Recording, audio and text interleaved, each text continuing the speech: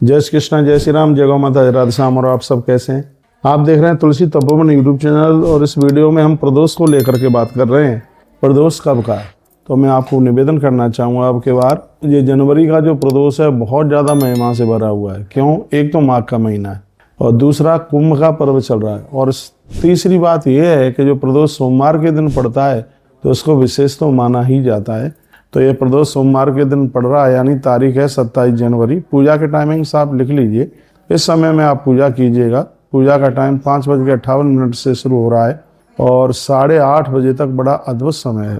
इस टाइम में ही प्रदोष की पूजा कीजिए और आप लगभग 6 बजे से लेकर 8:30 बजे तक ये 2.5 घंटे के इस बीच में आप कोई अन्न वगैरह ना खाइएगा।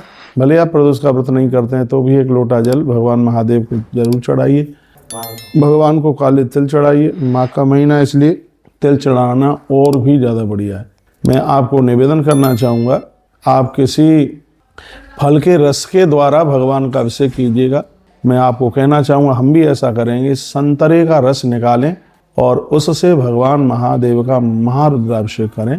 इससे असाध्य बीमारियां समाप्त होंगी और सबसे बड़ी बात है कि इष्ट की अनुभूति होगी। संतरे के रस के द्वारा भगवान शिव का महारुद्राभिषेक आप करें। इष्ट दर्शन भगवान महादेव किसी न किसी रूप से दर्शन देंगे। जो भी आप करें उसको श्रद्धा से करें। आप दिए जला करके रखिए भगवान महादेव के सामने। प्रदोष की तिथि है तो आप एकादश दिए 11 दिए जला करके आप भगवान शंकर के सामने 11 नहीं जला सकते तो आप 1 दिया तो जला सकते हैं। एक बात के ऊपर जरूर ध्यान रखिए, पूजा में जो दिया जला करके रखा जाता है उस दिए से आरती नहीं होती। आरती के लिए दूसरा ही दिया बनाना होता है। भगवान मिट्टी के दिवले के द्वारा आरती उतारने पर अति प्रसन्न होते हैं। चांदी के दिवले से भी प्रसन्न होते हैं बहुत। पीतल का दिया भी भगवान के लिए बहुत शुभ माना गया है। और मैं निवेदन करूंगा कि आटे का दिया भी बनाकर जिसमें उड़द की दाल पिसी हुई और उसमें थोड़ा सा जौ का आटा और थोड़ा उसमें गेहूं का आटा मिला करके दिया बना करके तैयार करें। प्रदोष वाले दिन इस दिए से भगवान की आरती पूजा आरती के लिए अलग रखिए। पूजा में अखंड जले उसको अलग रखिए।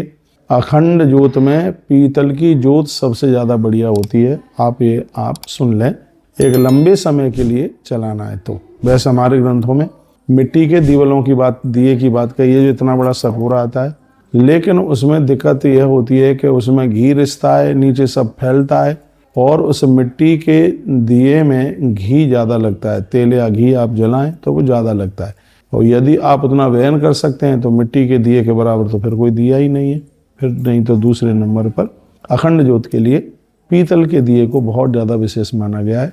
तो ये वीडियो आप सुन रहे हैं 27 तारीख को 27 जनवरी 2025 प्रदोष की तिथि अद्भुत।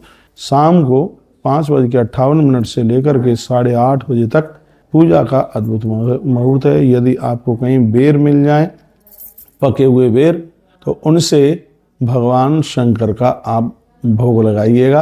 रामायण में रामचरितमानस के बालकांड में सती चरित्र की चौपाई आप गुनगुना सकते हैं। शिव महापुराण में प्रदोष वाले दिन भगवान शंकर और सती के विवाह की कथा सुनी जाए तो उसको बहुत अद्भुत बड़ा दिव्य माना गया। शिव महापुराण में सती और महादेव के विवाह की चर्चा रामायण में नहीं है। रामायण में पार्वती मंगल है, लेकिन प्रदोष वाली तिथि में भगवान शंकर और माता सती का विवाह हुआ है। उस कथा का वर्णन किया गया है। आप शिव पुराण घर में रखते हैं तो इस कथा को आप बिल्कुल पढ़ सकते हैं। शिवरात्रि के दिन पार्वती मंगल सुनने की बहुत बड़ी महिमा है। और मैं तो यह कहना चाहूँगा, प्रदोष के दिन भगवान महादेव का जो भी कोई आप चरित्र सुनते हैं वह मंगल कारक ही है, मंगल करने वाला है। यह आयुष बढ़ाने वाला है, हमारी विपत्ति का हरण करने वाला है, जिंदगी देने वाला है। यह प्रभाव भगवान शंकर का है। कर्पूर गौरम करुणावतारम संसार सारम भुजगेंद्रहारम सदा वसंतम हृदयारविंदे भवम भवानी सहितम नमामि। ओम नमस्ते रुद्रमन्यवतोथकवे नमः भाव्यामुतते नमः। हम उन भगवान महादेव को प्रणाम करते हैं जिनका क्रोध भी वंदनीय है, पूजनीय है।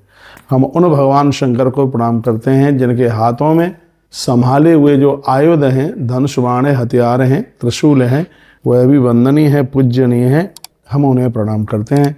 तो यह माघ मास के कृष्ण पक्ष का यह है प्रदोष, सोम प्रदोष।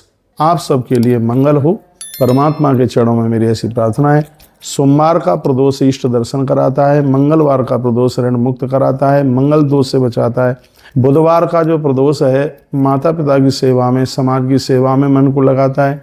गुरुवार का जो प्रदोष है वो विद्वान बना देता है। शुक्रवार का प्रदोष अखंड लक्ष्मी देता है। शनिवार का प्रदोष है जो संतति बढ़ाता है और रोगों को निवृत्त करता है, समाप्त करता है।